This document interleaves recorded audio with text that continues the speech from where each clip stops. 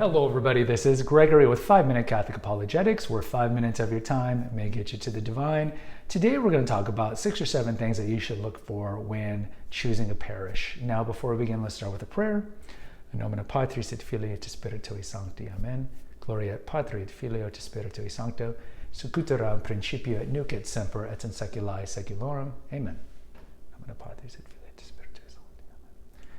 I think a compendium episode to this would be my 4-part series on 4 liturgical abuses that drive me crazy.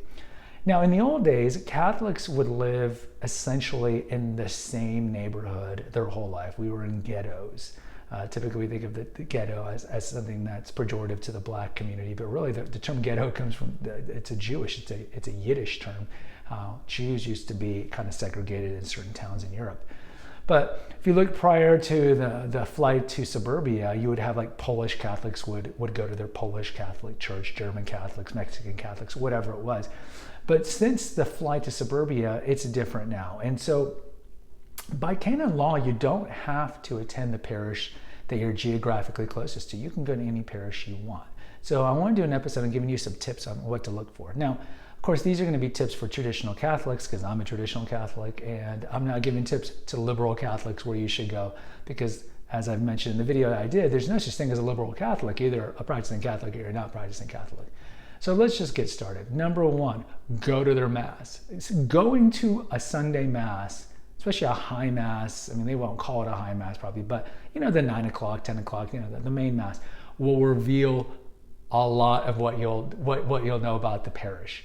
You'll see, for example, is the priest the master of ceremony? Is he doing let's get everybody who has an anniversary to stand up and do a blessing, all the birthdays, let's do a blessing, the joke in the middle, you'll see all that. Of course, you'll see what the music is like, you'll see if he's using extraordinary ministers and how many. So you'll get a glimpse of this, and also the sermon to a certain extent. So it's really important to go to the Mass. Also, when you're in the Mass, look around. Is the church full? Are the people pretty much disengaged, like a lot of Our Lady of Suburbia parishes where they're barely singing and it's mostly middle-aged and old people?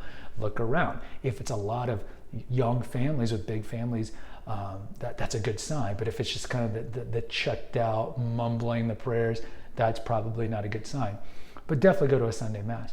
Number 2, talk to the priest. See if the priest is Orthodox. Now, this is kind of hard, but if you're able to meet with the priest after Mass, or maybe even schedule an appointment, just say, hey, I moved into town, or I'm thinking of joining your parish, and you just ask him questions, and you should be able to glean from his answers whether or not he's Orthodox. Certainly you can look up his name online or look up the parish online. Maybe you can find some YouTube videos that he's done, or maybe even attend if he does RCIA speeches to the RCIA group, or OCIA as they call them now, maybe go to those, and definitely take your time and vet whatever parishes you're going to, but find out if he's Orthodox. If he's heterodox, if he's a change agent, if he's got the spirit of Vatican II, whatever it is, and he's supportive of all the things that we talked about, the German schism, that's probably not a parish that you want to go to. So there are priests who are wolves in sheep's clothing. There are priests that might show that they're conservative when in fact they're not. So you should definitely vet the priest and try to get to know them as much as possible. Number 3, again, these are no particular order, check out the Google reviews. The Google reviews might tell you a lot. So, Google the name of the parish and then read the reviews and see what it says. That will tell you a lot. Number 4, look at the bulletin. The bulletin will tell you a lot about some things. Is there like a pastoral associate? Look at the leadership of the church. Now, as a whole, there's going to be a lot of women in it, but look at the leadership of the church. Also look at the groups. So like, for example, if they sponsor or have centering prayer, which is a new age infiltration into the church, run to the hills, like Iron Maiden said. If you see anything that smacks of liberal, like social justice committees, run to the hills. Opposite, if they have things that are very trad Catholic, like Legion of Mary, a sewing club, a rosary club, anything with Latin in it, these are good signs. Project Rachel, these are going to be pretty good signs as well. But anything that's got new agey stuff, I would definitely run. But look at the bulletin. Number 5 is going to be look at the architecture. Look at the architecture of the church, especially in Our Lady of Suburbia, as Father McTeague would say.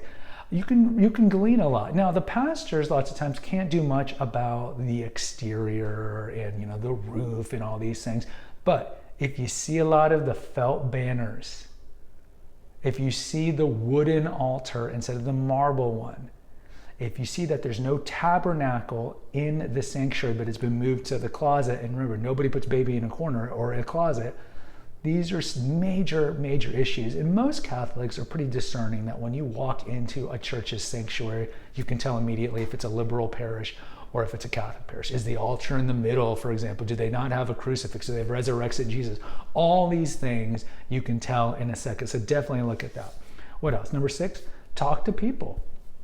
So again, take your time when you're vetting these parishes. Maybe go to a daily mass, maybe go to one of the Bible studies or whatever, or just ask people, hey, what's this church like? What's the pastor like? And that'll give you somewhat of a vibe, but it's not necessarily reliable, kind of like the reviews, but at least you'll get some sort of feedback.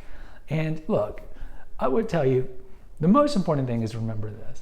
You don't necessarily want to look geographically. Like, I know people who drive an hour to go to a Latin Mass or an SSPX Mass or an Ordinariate Mass. And there's certainly people that like their neighborhood parish, and there's certain people that despise the Mass of the neighborhood parish, but they're like, well, it's 5 minutes away.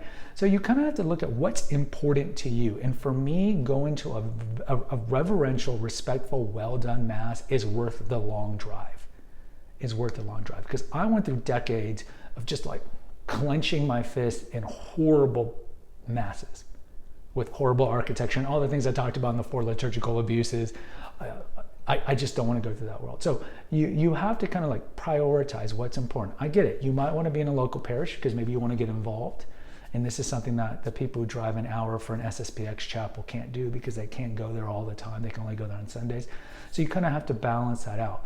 But remember, if it's something that's very geographic, or you live in a rural area and you don't like the pastor, if he's very liberal, just remember most of the time the pastors are rotated out, every 5, 6, 7 years. So you can just bite your tongue like with the popes and just wait until they get relocated. But hopefully this will help you. This gives you some tips and advice. I'd really like to hear from you. What was your criteria in picking your parish? Guys, please hit the notification, subscribe, and share button. Share with other people. Until next time, take care. God bless and pray.